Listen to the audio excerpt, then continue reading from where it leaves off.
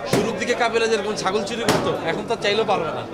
So এখন আস্তে ধীরে একটু ইয়ে করতেছি আর কি। তো ইনশাল্লাহ এবারও কাবিলার মধ্যে অনেক ধরনের চেঞ্জেস আছে।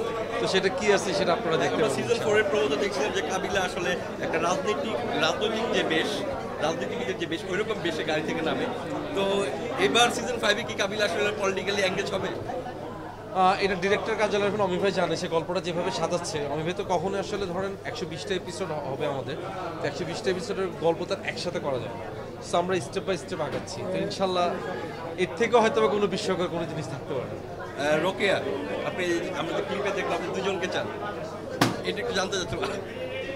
আসলে এটাই কাবিলা বুঝছেন, মানে ওইবারও চায় রোকেয়ারও চায়, আসলে কনফিউজ ও জীবনে কারে চায় আসলে। তো এখন দেখা যাক ও কাকে পায় আসলে ওর লাইফে, দেখা যাক।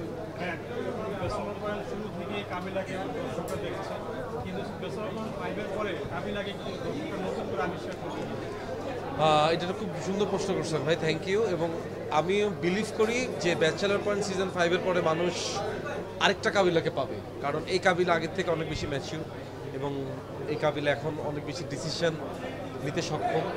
আগের মতো ফাফরবাজি অবশ্যই ওর মধ্যে থাকবে, কিন্তু সেটাও বা কতটুকু, সেটার অনেক চেঞ্জেস এবং অনেক ইনোভেটিভ কিছু জিনিস এবার মানুষ কাবিলা থেকে পাবে।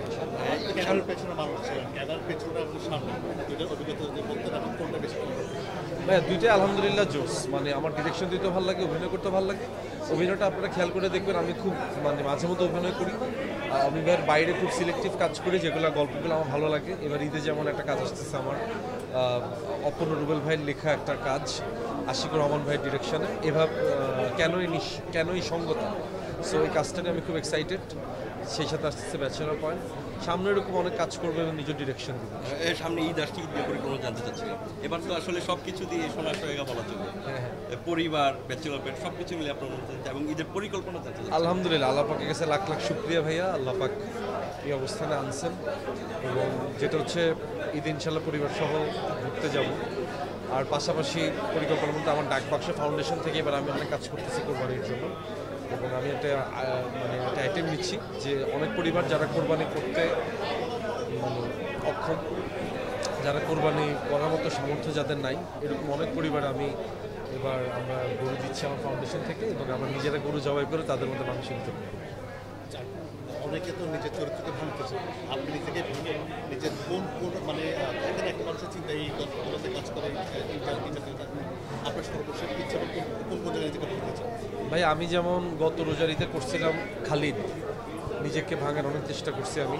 এরপর করছিলাম হোসেনের গল্প, সেগুলো একটা ব্যতিক্রম চরিত্র। এবার যেমন করলাম কেনই সঙ্গতা, এটা একটা অন্যরকম চরিত্র।